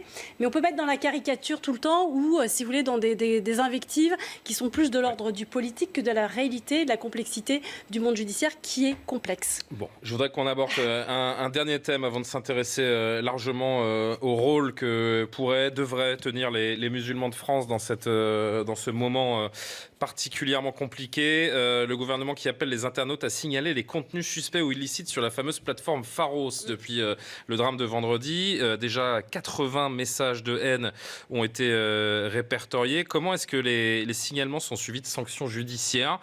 Comment renforcer cette fameuse plateforme qui gère ces signalements? Parce qu'on a l'impression qu'ils ne sont jamais suivis des faits. Par exemple, l'assassin de Samuel Paty avait déjà été signalé sur Twitter l'été dernier sans que rien ne se passe. Alors là, on a typiquement, quand je parle de trou dans la raquette, là, on a vraiment des progrès à faire. En effet, c'est un vrai sujet. Là, il n'y a même pas de corde dans la raquette, là. Je n'en sais rien, je ne suis pas dans la plateforme Pharos, mais si vous voulez, on vient de loin. D'abord, on a une législation qui est celle de 1880 au départ, avant que les actes passent sur des actes politiques. Et donc, c'est une législation extrêmement protectrice. Donc, concrètement, pardon de vous couper, mais non, mais je sais bien qu'il faut prendre le temps d'expliquer les choses, mais pour que les gens qui nous suivent aient des réponses concrètes, on a bien compris qu'il y avait des trous dans la raquette. Concrètement, qu'est-ce qui peut se passer? Pourquoi pas un procureur dédié à cette plateforme, par exemple? Est-ce que ça, c'est des choses qu'on peut imaginer pour renforcer ce contrôle sur les réseaux sociaux? Sans parler évidemment des GAFA qui devront à un moment prendre leurs responsabilités. Le sujet, vous avez vu, parce qu'on a eu la loi Avia qui a été complètement retoquée par le Conseil constitutionnel, c'est ce que je disais tout à l'heure, c'est-à-dire qu'on est obligé de se mettre aussi dans une architecture qui est extrêmement compliquée au-dessus de nous, qui va même jusque la Cour européenne des droits de l'homme, et on est sur la liberté d'expression, qui est quand même quelque chose de très fort. Il faut bien comprendre... C'est pour ça que depuis tout à l'heure, on se pose la question, est-ce que l'état de droit est compatible avec ce qu'on veut faire et la façon dont on veut éradiquer ce qui se passe? Encore une fois, Madame Brugère qui me rappelle que la loi est compliquée, qu'il y a la liberté d'expression. Donc les gens qui envoient des messages de haine ont le droit. Ce qu'il faut bien comprendre, et ça c'est vraiment la stratégie des terroristes et de toute la mouvance terroriste, c'est qu'ils ont bien compris où sont nos faiblesses dans nos démocraties et dans notre système. Et d'ailleurs, ils font beaucoup de droits, ils font beaucoup plus de droits qu'on l'imagine, et ils connaissent bien mieux notre arsenal. Donc oui, je vous réponds, là-dessus on est extrêmement faible. Oui, il faut modifier sans doute les choses, puisque une partie même des infractions sont encore soumises aux droits de la presse, même si on les a sortis, mais en fait on a encore de la jurisprudence qui fait qu'ils peuvent s'engouffrer là-dessus et qu'on a beaucoup de difficultés, y compris l'anonymat, etc. etc. Donc la question, mais je suis désolé de vous interrompre, madame, mais je pense que la question, encore une fois, c'est pas une question uniquement juridique. Les réseaux sociaux sont un outil technique, on en fait ce qu'on veut, d'accord? Or, aujourd'hui, que ce soit Twitter, que ce soit Facebook, que ce soit Instagram, qui est d'ailleurs propriété de Facebook, les patrons de ces réseaux sociaux sont, entre guillemets, des progressistes. C'est-à-dire qu'ils ont une idéologie, une certaine idéologie, qui va ensuite formater les réseaux et qui va définir ce que est, selon eux, la haine. Ces grands groupes eux-mêmes ne savent pas comment contrôler ça. En fait, il y a des algorithmes. Effectivement, ils vont mettre. Un algorithme ne suffit pas. Ils vont mettre en place. Vous avez 2 milliards de personnes qui utilisent chaque jour dans le monde ces messageries et ces sites. C'est injouable. Ma page Facebook, il y a une semaine, a été suspendue pendant 48 heures. Je n'avais absolument rien mis d'illégal qui va au contraire de la loi sur ma page, mais il a fallu quelques dizaines ou peut-être quelques centaines de signalements abusifs pour effectivement entraîner la suspension de ma page. Donc si vous voulez, la loi Avia de lutte contre la haine, c'était pas une loi de lutte contre la haine, c'était une loi qui luttait contre certaines haines, d'accord? Parce que moi je constate, je suis un féru des réseaux sociaux comme chacun sait, je constate que vous avez des comptes à contenu antisémite qui font l'apologie du terrorisme, que l'on signale des dizaines et des centaines de fois, qui sont toujours en ligne des jours et des semaines après. En revanche, vous faites une vidéo sur une fille qui se fait lyncher par la diversité, par exemple, ou un tweet qui critique l'islam, pas les musulmans, qui critique l'islam, eh bien, 24, 48 heures après, votre compte est suspendu. Donc, soit on lutte contre toutes les haines, et à ce moment-là, je suis d'accord, mais si la lutte contre la haine, c'est un nouveau vecteur idéologique pour imposer une sorte de néo-dictature progressiste, alors non. En fait, la difficulté, c'est surtout sur les personnes qui déposent plainte parce qu'ils sont harcelés par les réseaux. Et c'est là où la justice est très faible, c'est-à-dire qu'il faut faire des réquisitions sur les groupes, sur Facebook pour avoir l'identité, etc. Et les moyens de la justice sont extrêmement faibles, les procédures sont complexes. Donc là, c'est ce que j'appelle vraiment un boulevard où il faut améliorer les choses. Et je suis tout à fait d'accord avec ce que vous dites. Il y a des trous dans la raquette. Oui, mais il y en a beaucoup, finalement, des trous dans la raquette quand on vous entend. Franchement, pardon, hein, mais c'est pas vous, Madame Brugère, que je vise. Hein. Non, mais c'est pour ça, ne le prenez pas personnellement. Je ne prends pas du tout personnellement. Non, mais de toute façon, vous n'êtes pas visé personnellement, donc il n'y a pas de problème.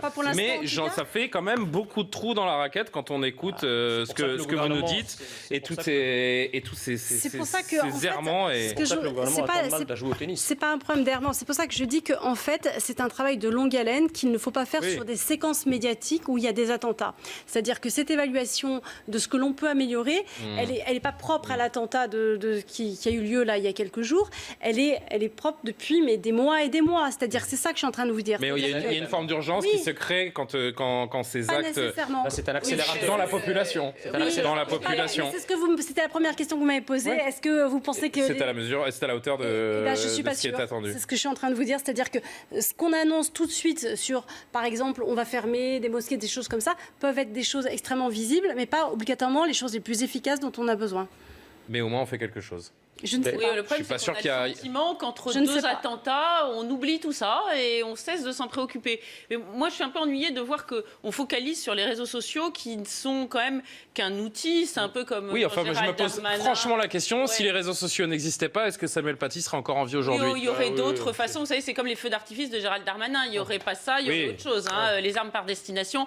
Donc, d'ailleurs, ça serait intéressant de savoir exactement si c'est Moi, je mets en relation vraiment très étroite la montée de la haine, de la radicalisation et le séparatisme dans notre pays avec la montée des réseaux sociaux, de l'individualisme et des haines diffusées à grande échelle comme ça. Pour moi, il y a un lien extrêmement étroit entre l'avènement des réseaux sociaux et ce que notre époque est en train d'engendrer. Mais bon, là, c'est pour le coup, c'est un avis personnel et je ne suis pas là pour ça. C'est pas de la même façon les réseaux sociaux et pourtant, il a sévi. Calais de quelqu'un. Là, vous avez raison, c'est que c'est un défouloir de violence incroyable. Oui, mais je pense qu'on a tous été victimes des réseaux sociaux. À un moment donné ou à un autre, on se fait insulter. Mais c'est aussi un espace quand même de liberté. Je pense un exemple simple. Bien sûr qu'il y a deux versants. Il y a deux versants. Donc il faudrait faire attention à ne pas noyer le bébé avec l'eau du bain. Par ailleurs, la loi Avia, elle présentait de graves inconvénients et parce qu'elle aussi, elle était singulièrement partiale. Je vous rappelle que dans sa première mouture, alors un certain nombre de gens ont protesté, donc elle a changé la qualification, mais elle dressait une liste des idéologies de la haine. Et il y avait par exemple l'islamophobie. En revanche, vous auriez cherché vainement la christianophobie, l'islamophobie. Alors comme certains, comme le Printemps français, etc., un certain nombre de gens sur les réseaux sociaux justement s'en sont émus, elle a changé, elle a mis le fait d'être anti-musulman. Voilà, mais on n'a toujours pas anti-chrétien, je vous rassure. Donc là aussi, cette partialité m'inquiète quelque peu. Je ne suis pas sûre que ce soit une grande solution. J'aimerais qu'on aborde notre dernier thème ce soir et que l'on parle du rôle des musulmans de France dans ce contexte. Les voix de l'islam de France, elles soutiennent la République, elles appellent à la fraternité, à la lutte contre ce terroriste islamiste. Mais on a peu vu Alors j'étais personnellement hier place de la République et c'est vrai que j'ai vu très peu des musulmans de France. Est-ce que vous le déplorez, monsieur ? Je ne sais pas comment vous allez reconnaître un musulman de France. Je suis surpris, sincèrement. Et la tragédie que nous connaissons... Alors vous essayez de me mettre en difficulté et je vous entends très bien. Mais il y a un moment, on va pas se... Mais j'allais vous dire que la décence me recommande, eu égard au deuil que nous connaissons, de ne pas finasser et pinailler là-dessus. En revanche, ce qui est curieux au sein de notre République, c'est la fameuse double injonction. On demande, j'ai entendu même le mot diversité, je ne sais même pas qu'est-ce que ça veut dire. Et si c'est faire partie de la diversité, c'est être de deuxième génération, eh bien, vous faites partie de la diversité. Donc, c'est très bien. Je ne peux pas être contre moi-même, donc j'ai le droit vous faites d'en parler. partie de la diversité et d'autres qui sont de cinquième génération et on n'a qu'une partie de la nation, une composante dont on n'arrête pas l'énumération. Maintenant, je réponds à votre question. Cette fameuse double injonction est la suivante. On demande à nos concitoyens musulmans de se fondre d'une manière caméléonesque au sein de la nation et que rien ne doit dépasser, rien ne doit les déterminer, rien ne doit les singulariser. Il faut qu'ils soient... rien ne doit les faire distinguer des autres. Et grand bien leur fasse, et tant mieux. Et pourquoi pas. Et ils doivent vivre leur vie naturellement. Et d'un autre côté, on voudrait qu'ils se manifestent. Et en même temps, concomitamment, on leur demande d'aller manifester comme musulmans. Et j'aimerais bien savoir comment. Est-ce qu'on écrit « je suis musulman » ? Est-ce qu'on va voiler ? Est-ce qu'on va avec une barre ? C'est déjà fait. Je n'en sais rien. Vous savez quoi ? J'aimerais vous faire entendre... Mais s'il n'y était pas présent, ça serait déplorable. Mais à mon avis, comme il y a 10%, paraît-il, de musulmans dans notre pays, eh bien, ceux qui étaient place de la République, il y a des musulmans parmi eux. Il y a 10% peut-être. Non, mais peut-être. Je voudrais juste que vous entendiez deux réactions, Jean Messia. On va continuer à discuter. Je ne sais pas si vous les avez entendues personnellement, mais j'aimerais vraiment que vous réagissiez à cela. D'abord, le vice-président du Conseil français du culte musulman, qui est également le recteur de la Grande Mosquée de Paris, et également Hassen Chalgoumi, qui, à chacun à leur façon, intiment les musulmans de France à se réveiller. Écoutez-les. Nous sommes des citoyens, mais moi, la différence entre vous et moi, c'est que ça a été fait au nom de ma religion. On a coupé la tête d'un homme, d'accord ? D'un père d'enfant, aujourd'hui, à cause de ma religion. Ça, je ne peux pas l'accepter. Et je ne dors pas depuis 4 jours dans cette affaire-là. Si aujourd'hui, vous imaginez que ce que je suis en train de faire, c'est du cinéma, non, pas du tout. Je suis en train de me battre. Je risque ma vie aujourd'hui parce que c'est important de montrer que les musulmans sont des républicains, ont des valeurs qu'ils partagent avec l'ensemble de la société française. Arrêtons de stigmatiser en disant que les représentants des musulmans, à la limite, ils sont un peu contents. Non, il faut arrêter cette situation. On arrive à un stade qu'on peut dire il faut être plus que ferme. Nous sommes tous Samuel Paty. C'est un martyr de la liberté. Et l'autre assassin, c'est un criminel, c'est un terroriste qui n'a rien à voir ni à la foi ni à l'humanité, qui a été manipulé par des vidéos, par des individus qui ont fait autant de haine contre lui. Je félicite le ministre de l'Intérieur et je le rends hommage. C'est une fatwa. Oui, c'est une fatwa. J'aimerais avoir des milliers de musulmans de France qui sont là, avec des bougies, qui pleurent avec ses familles. Mais quand même, un homme, ils ont décapité sa tête. Plein rue à Paris, c'est pas à Bagdad. Si on ne se réveille pas pour ça, désolé, je ne comprends pas à quel stade où la société elle va se réveiller, ou surtout la communauté musulmane, les recteurs des mosquées, les imams, les parents, les responsables associatifs. Réveillez-vous, c'est votre avenir qui est en jeu, c'est votre avenir. Il y a un moment, j'ai peur qu'il y ait une goutte qui va bouleverser, il va y avoir des crimes malheureusement au nom de cette barbarie. Alors, on va tous réagir en plateau, évidemment. Je voudrais saluer Myriam Benrad, qui est avec nous, politologue, spécialiste du monde arabe, auteur de Géopolitique de la colère aux éditions Cavalier Bleu. Bonsoir, madame. Vous avez entendu, comme nous, en plateau, ces deux discours. On croit évidemment en leur sincérité. Ils sont extrêmement forts. Mais en France, on rappelle que des proportions non négligeables de musulmans, particulièrement les plus jeunes générations, et c'est ça qui nous interpelle depuis un moment maintenant, expriment des valeurs qui sont en contradiction totale avec les valeurs de la plupart des autres Français. C'est un fait établi. On ne peut plus regarder à côté. Oui, alors bon, moi j'ai un peu suivi les débats que vous avez eus au sujet d'Internet, des réseaux sociaux. Il y a quand même un vrai sujet sur cette question parce que ce qui s'est produit, à mon sens, touche à la fois à la question de l'islamisme, de cette idéologie djihadiste qui s'est emparée de pans importants de la communauté, enfin de la jeunesse musulmane notamment, mais ça touche aux médias. On ne peut absolument pas, et je suis tout à fait d'accord avec la remarque que vous avez faite, défausser les réseaux sociaux de leurs responsabilités et ce parent d'élève qui savait en publiant cette vidéo qu'il l'exposait au monde entier. On sait quels sont les niveaux de la cybercriminalité aujourd'hui, qui est d'ailleurs complètement hors contrôle. Ça ne touche pas seulement au terrorisme, ça concerne beaucoup d'autres sujets. Et en fait, on parle de cyberharcèlement dans cette histoire. Ce professeur a été cyberharcelé. Quand on parle de cyberharcèlement, c'est une traque numérique qu'il a subie. Il a été traqué par des centaines, voire des milliers d'internautes. Je pense qu'il y a une partie de l'histoire qu'on n'aura jamais, c'est sa détresse personnelle. Je pense qu'il a dû passer par une phase de détresse. N'importe qui a été cyberharcelé sait ce que c'est. Ça génère aujourd'hui des suicides, ça génère du stress post-traumatique chez les victimes. Et on a un vide juridique. Pourquoi je dis vide juridique ? Parce que la loi, le droit n'a pas suivi aussi rapidement l'évolution des technologies. On a des plateformes qui ne coopèrent pas, en fait, qui prétendent coopérer, mais qui ne se présentent par exemple même pas au tribunal lorsqu'elles sont assignées, ou alors il faut vraiment que ce soit des associations qui pèsent pour qu'elles s'y rendent. Là d'ailleurs, Twitter est en phase de médiation avec un certain nombre d'associations qui l'ont assigné en justice pour inaction face à la haine en ligne.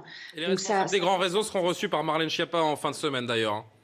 Oui, mais alors ici, vous voyez, il y a un vrai problème parce que le réseau social n'explique pas tout, mais cette amplification de la haine, c'est une réalité qu'a induite Internet. Et surtout, ce que j'aimerais dire, c'est qu'Internet a donné la voix à peu près à tout le monde, dont des personnes comme ce parent d'élève qui s'expriment sur des sujets sans maîtriser quoi que ce soit, qu'on parle de religion ou de caricature ou de beaucoup de débats de société, ceci au détriment d'un débat informé. Donc pour moi, les réseaux sociaux aujourd'hui sont un danger contre la démocratie, sont des vecteurs de violence extrême. Et je parle en tant que victime moi-même, j'ai été cyberharcelée assez gravement. Je me mets à la place de ce professeur qui a dû vivre une grande période de détresse. Et ce drame ne peut pas passer aujourd'hui sans qu'il y ait une réaction très forte des pouvoirs publics pour responsabiliser ces réseaux sociaux. Je terminerai sur une chose, ça fait des années que Twitter et Facebook disent qu'ils vont mettre à niveau leur modération, qu'ils vont prendre des mesures, etc. En réalité, ils sont hors la loi, ils se maintiennent hors la loi, ils ne coopèrent pas et ils sont dans un business model parce que la haine, et je le dis ce soir, est leur fonds de commerce. Donc on ne peut pas, sur ces fondements, croire qu'on va réformer tout cela, que ça va mieux se passer demain parce qu'ils seront reçus par Emmanuel Macron. Ils l'ont déjà été reçus par Emmanuel Macron ou d'autres dirigeants. Rien n'a changé. Donc d'ailleurs, une chose, les fondateurs eux-mêmes, certains fondateurs de Facebook, de Twitter, de toutes ces plateformes qui sont partis, dénoncent aujourd'hui le modèle de fonctionnement de cette plateforme en disant que finalement, ça fonctionne à la haine. Hein. C'est un fonds de commerce. Et c'est impossible à réguler, du moins avec l'arsenal législatif dont on dispose aujourd'hui. Maintenant, on peut essayer peut-être de faire un vœu pieux, en tout cas je l'espère pas, mais souhaiter que tout cela avance, que cette prise de conscience permette des résultats. On est en train, vous restez avec nous et vous réagissez sur ces dernières minutes quand vous le souhaitez. Myriam Benrad, on vient d'entendre ces deux imams avec ces discours très forts. Je soumettais également ces interviews à Raleb Benchek qui est avec nous. Les imams de France, ils doivent aujourd'hui, à l'instar des deux imams que l'on vient d'entendre, sortir de leur mosquée, faire ce travail d'éveil, des consciences, des musulmans de France, mais pas seulement? Assurément, oui. Je déplore tout comme vous que depuis les crimes atroces des GIA en Algérie et ailleurs, et personne ne me fera le grief de n'avoir pas dénoncé cela en 100 ans. Et j'ai toujours dit qu'il y a un arc de cercle qui va du nord Nigeria jusqu'à l'île de Jolo, passant par la Corne africaine, sans m'appesantir sur cette région du monde qui a vu naître une monstruosité idéologique et religieuse dénommée Daesh, et que nous n'avons pas vu, et je le déplore, cette lame de fond qui dénonce, surtout que dans notre pays démocratique, le ciel est un peu plus clément au-dessus de notre tête pour pouvoir le faire, et je n'ai pas vu ces clercs, ces imams, ces cadres du culte le faire. Donc maintenant, il y a un réveil tardif, tant mieux. Mais à côté, il n'y a pas de mais. À côté de cela, comme ça on ne me fera pas le grief d'avoir dit un mais nonobstant, néanmoins, hélas. Vous avez parfaitement contrôlé votre parole. Allez-y. Donc je la contrôle. J'ajoute, à côté de cela, dans notre pays, nous aurons l'islam que nous méritons et nous œuvrons pour un islam de beauté, d'intelligence, de culture, de connaissance. J'ai envie que les jeunes gens, quels qu'ils soient, à commencer par les jeunes musulmans, qu'ils apprennent le vers du prince des poètes, Ahmed Shawqi, mort en 1932, qui dit à propos du maître qui transmet le savoir, « Lève-toi et marque les signes de respect et de déférence pour le professeur et le maître, car le maître a failli être un prophète ou peu s'en faut. » C'est ce qu'il faut enseigner. Et malheureusement, l'idéologie qui pénètre notre société est loin de celle que vous décrivez. Elle influence les plus jeunes, on vient de le dire, et on l'a constaté ne serait-ce qu'avec ce drame et ce gamin de 18 ans qui est devenu un monstre. Pour une partie de la population, ce qui est arrivé vendredi soir également est logique et est en cohérence avec leur vision du monde. Et c'est ça le constat bien malheureux que l'on fait dans notre société. Il y a effectivement dans la population musulmane française 3 catégories, si je puis dire, par rapport à ce qui s'est passé. La première catégorie, c'est celle qui carrément applaudit, se réjouit. On en a vu. La deuxième catégorie, c'est celle qui condamne la décapitation, mais qui se dit, au fond, il l'a quand même bien mérité parce qu'il a insulté notre religion et qu'il a insulté le prophète. Et enfin, une troisième catégorie qui, elle, condamne les deux et qui ne justifie absolument pas. Donc moi, si vous voulez, quand vous me dites que effectivement c'est la double peine pour les musulmans, enfin, moi j'ai quand même souvenir que pour tout un tas de problèmes, vous avez une capacité des musulmans de France à se mobiliser. On a vu les manifs du CCIF.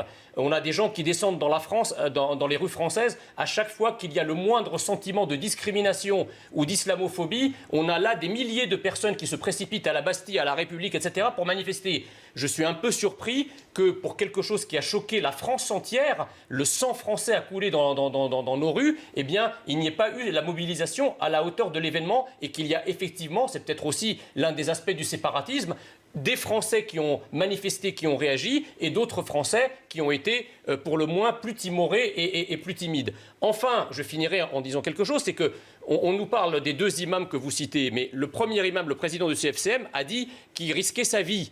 Quant à l'imam Chalgoumi, il est protégé 24 heures sur 24 et il ne passe pas plus de 3 nuits consécutives au même endroit. Ça vous donne quand même une idée du climat dans lequel baignent un certain nombre de clercs musulmans lorsqu'ils appellent au dialogue.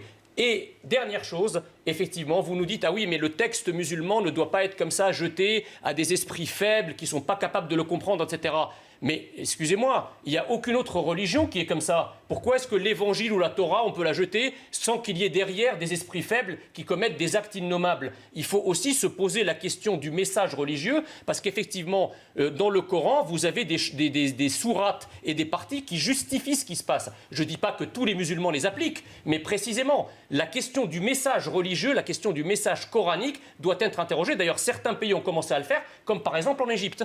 L'origine du terrorisme, selon Éric Zemmour. Écoutez, je vous laisse évidemment réagir, Monsieur Benchek. Très bien. Moi, je pense, si vous voulez, que c'est un système de poupée russe. C'est-à-dire que on pourrait faire pour chaque événement, pour Charlie, on a ce qu'on appelle en gros le terrorisme. Ça, c'est la poupée russe supérieure, c'est-à-dire l'acte qu'on voit, le type qui vient et qui décapite. En dessous, on a une autre poupée russe qu'aujourd'hui, on appelle l'islamisme radical. Pourquoi pas? On n'est pas obligé de rajouter radical. Hein. Mais oui, c'est ridicule. Mais je vais vous dire, tout est ridicule dans cette histoire, parce que c'est de la sémantique, ça plaît à Marc, on est subtil, on se croit malin, mais bon. Mais en fait, le jeu des poupées russes, ça descend. Après, qu'est-ce qu'il y a? Le terreau de l'islamisme radical ou de l'islamisme, c'est l'islam. Puisque dans le texte du Coran, des hadiths, etc., il y a ce qui est utilisé par les islamistes pour légitimer leurs actes. Et puis en dessous de la poupée russe encore de l'islam, qu'est-ce que c'est? Eh bien, c'est l'immigration. S'il n'y avait pas eu depuis 40 ans une très forte immigration venue de contrées arabo-musulmanes et africaines musulmanes, il n'y aurait pas ce problème. Alors encore une fois, je précise parce que je sais que maintenant il faut vous faire préciser. Mais évidemment, je ne dis pas que tout musulman est un islamiste et je ne dis pas que mais je ne dis même pas que tout islamiste est un terroriste avec un grand hachoir et qui va décapiter toutes nos têtes. Je ne dis même pas ça, évidemment. Poupée russe, je dis mes poupées russes, elles redescendent, vous comprenez?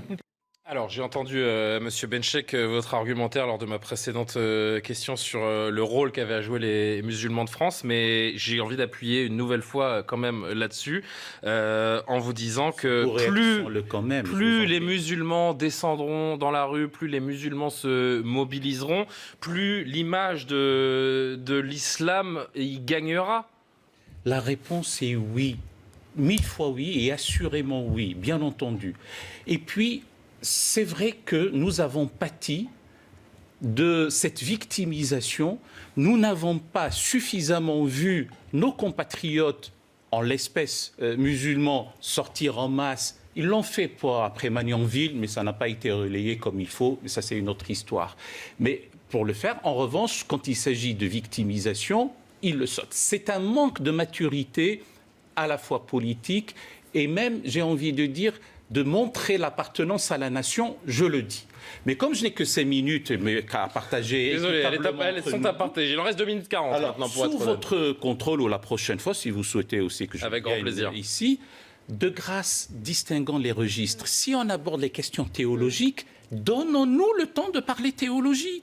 Mais on ne peut pas mélanger des questions d'ordre sociétal, social, politique, de guerre, de genre martial, et on met dedans, avec un délinquant condamné par la justice 3 fois qui vient nous dire des inepties et des âneries, et puis sur le plateau, des choses qui méritent d'être auxquelles on répond. Alors c'est ce qui s'appelle faire de la pédagogie. On essaie de brosser évidemment l'actualité à travers les experts que vous êtes autour des questions que vous maîtrisez, mais c'est important également que je puisse me permettre de poser des questions, que ce soit théologiques, législatives, que ce soit évidemment des analyses de journalistes ou d'experts du monde arabe, parce que mon rôle ce soir, c'est essayer de vulgariser le contexte dans lequel on est et de donner des pistes de réflexion aux gens qui nous regardent. Donc oui, on fait peut-être... Je suis prêt à y répondre, simplement le contexte, donnons-nous le temps, parce que nous pâtissons de la défaite de la pensée et de l'abrasement de l'intelligence, et on laisse place uniquement à des mots à l'emporte-pièce qui ajoutent à notre détresse une autre détresse, et ce n'est pas normal. Des questions qui se posent. Béatrice Brugère, je vous donne 30 secondes chacun, s'il vous plaît.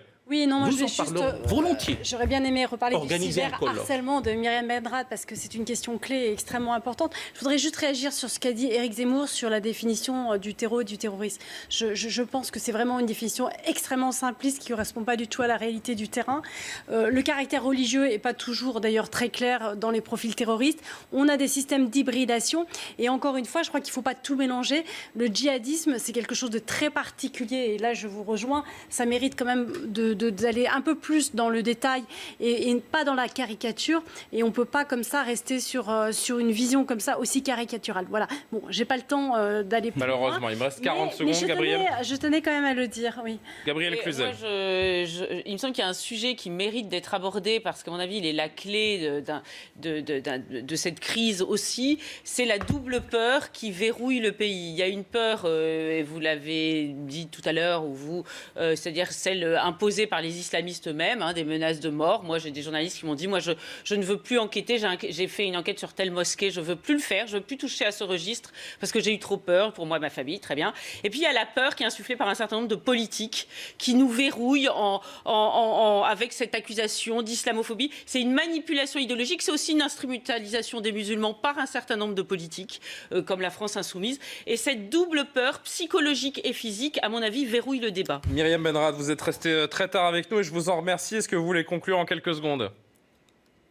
Oui, moi je pense qu'il y a abrasement de la pensée, désocialisation, effondrement même de la pensée à travers ces réseaux en fait, parce que dans la mesure où il n'y a aucune régulation, c'est en train d'atteindre la jeunesse très profondément, et là aujourd'hui on parle d'une radicalisation de type terroriste, mais comme je l'ai dit, il y a beaucoup d'autres problèmes sur Internet qui affectent les adultes, mais qui sont en train aussi de détruire une partie de la jeunesse. On peut ajouter le harcèlement scolaire qui se démultiplie sur les réseaux, les suicides d'enfants, d'adolescents. Moi, je trouve ça dramatique. Et je pense qu'il faudrait se tourner vers, encore une fois, les fondateurs Internet, enfin les repentis d'Internet, qui pointent du doigt ce qui ne va pas. Et ils sont bien placés pour le pointer du doigt, puisque ce sont eux qui ont créé ces outils, sans penser le service après-vente en quelque sorte. Et là, il y a un vrai enjeu de société au sens beaucoup plus large, parce que cet ensauvagement, comme on le nomme, cette violence ultra, elle va bien au-delà de ce qui s'est produit et elle est quotidienne. Aujourd'hui, on parle de cet événement parce que ce professeur a été assassiné sauvagement, mais quotidiennement, Internet fait des victimes. Donc on ne peut pas aujourd'hui penser à une société apaisée, de tolérance, de coexistence, si on ne prend pas à bras-le-corps Internet. Pourquoi ? Parce que Internet, c'est la vie réelle. On s'est aussi bercé de l'illusion qu'il y avait le virtuel d'une part, le réel de l'autre. Ce n'est pas vrai. Aujourd'hui, Internet, c'est la vie réelle. Merci infiniment. Je suis désolé de vous interrompre encore une fois, mais je dois conclure. Je vous remercie, Myriam Benrad, d'avoir participé avec nous à cette émission. Merci à tous les quatre d'être venus sur ce plateau. Toutes les équipes, évidemment, en rédaction et en régie pour la préparation de cette émission. Elliot Deval pour l'édition de la nuit dans quelques minutes. Et moi, je vous dis à demain pour une nouvelle édition de Soir Info. Bonne nuit à tous.